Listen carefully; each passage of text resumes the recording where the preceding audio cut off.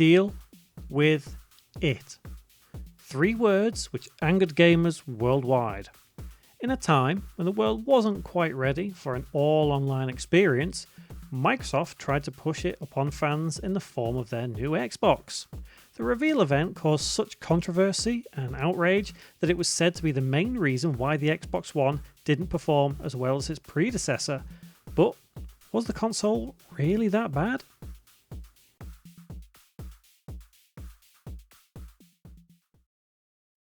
Let's take ourselves back to January 2013.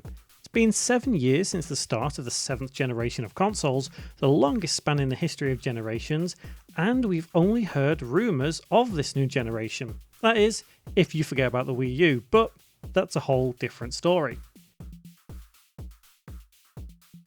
Sony was the first to show off their console, albeit scarce on information, but it was Microsoft who jumped in headfirst in May, revealing their new console, the Xbox One. It was clear by the stage presence that they were proud of what they had created, proud of what it could do, and extremely proud that games weren't the main focus. The event itself will probably go down as one of the worst, if not the worst, reveal event for a games console ever, but Microsoft pressed on. At this point, when the whole world realised that the Xbox One would only work when connected to the internet, things just got worse for Microsoft. When questioned about the Xbox One, it was creative director Adam Orth who told fans to, and I quote, "deal with it."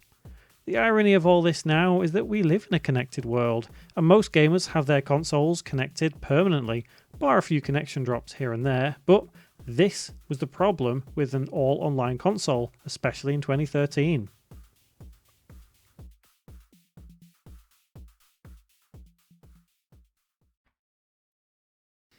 Looking back, Microsoft had it right. They envisioned a world where everybody was connected. They were just way ahead of the curve. I guess it's probably similar to how the Dreamcast was said to be a console of its time, and that was ahead of the curve. And look how that turned out. But with the Xbox One, Microsoft just didn't get the actual functionality right, the marketing right, or the PR right. When you respond to the negative criticism of always online with phrases like, "We have a console for people like that, it's called the Xbox 360, it does no favours for your brand." The Xbox One launched in November that same year, and although it sold, it was heavily outsold by the PS4. So, was the Xbox as bad as you remember? Well, the answer is a bit of a muddled one. Microsoft realised the error of their ways and parted ways with several high-profile employees and recruiting the right ones like Phil Spencer to bring the Xbox brand forward. By the end of the generation, the Xbox was the superior console of that generation.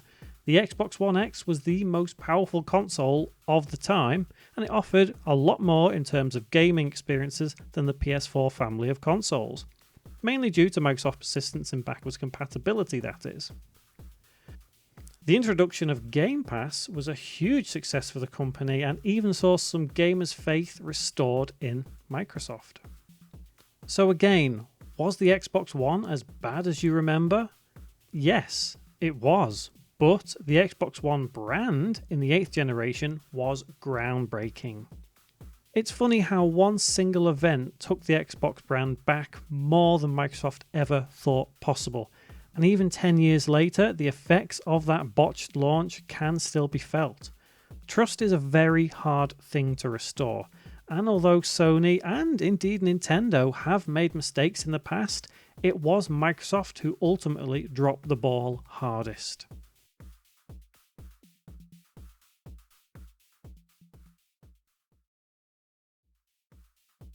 Thank you for watching, and if you've enjoyed this video, please consider subscribing to see more just like this.